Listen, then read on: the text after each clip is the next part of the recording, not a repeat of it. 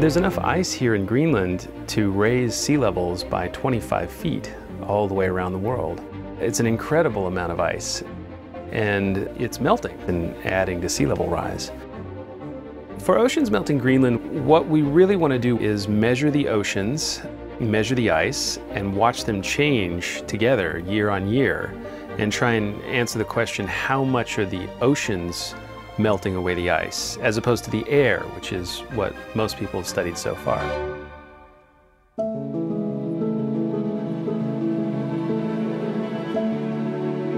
It's really a breathtaking landscape. These giant mountains and canyons are all along the coast. When you look out the window, you really get a sense of just how huge these glaciers are, these gigantic rivers of ice that are draining the ice out of Greenland into the ocean. And then they reach the ocean and it gets all broken and craggy and big chunks fall off. It's incredibly dramatic.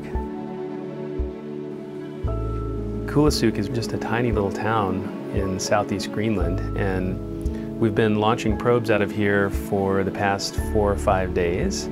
It's already been a fantastic year for OMG measuring the oceans. We launch them right out of this tube right over here. Open up the tube, you can look right down it and see the water passing by, or sometimes the icebergs or clouds or whatever it is we're flying over. 6, 5. We slow down a little bit and we just push these big gray cylinders out of the bottom of the plane, and they fall to the ocean and measure the temperature and salinity when they get there and radio it back to the plane. We're really trying to look at the ice and ocean all the way around Greenland. So we're dropping 250 profilers. We're going to cover the coastline all the way around. And in the spring, we map out the glaciers with a radar, also all the way around. So we're really looking at mapping all of the ocean-ice interactions in Greenland as best we can with one mission. What we care about with OMG really is the breaking off at the edges. As the water eats away at the ice, then it can actually speed up that breaking off part.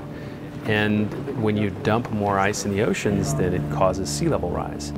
So OMG is really here to try and figure out how much are the oceans doing, how much is this kind of breaking off of the ice, it's called calving. How important is that relative to the melting at the surface? And more importantly, is the ocean causing some of this speed up of the calving? We think it is, but how widespread is it and how big an impact?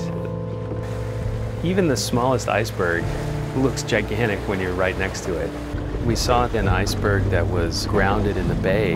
Remember, 90% of the iceberg is below sea level. So if there's about 10 meters or about 30 feet of ice above sea level, then 300 feet are below.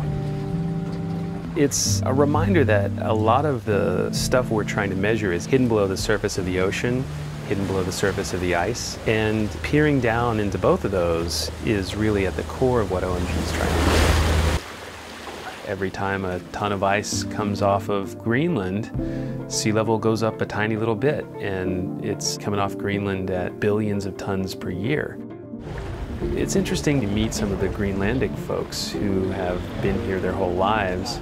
They've all watched the glaciers literally vanish before their eyes. They didn't need satellites and airplanes and scientists to tell them that Greenland was melting. They look out and see the glacier used to be here and now it's way up there.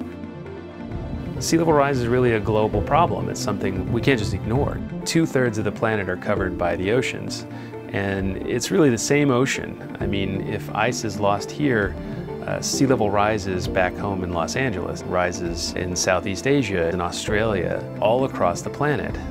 Being here and seeing the ice disappearing and literally watching it fall into the ocean is really profound, and I think it's something that I hope that we help people understand with OMG, that we all live on the same planet and it's changing and we need to know how.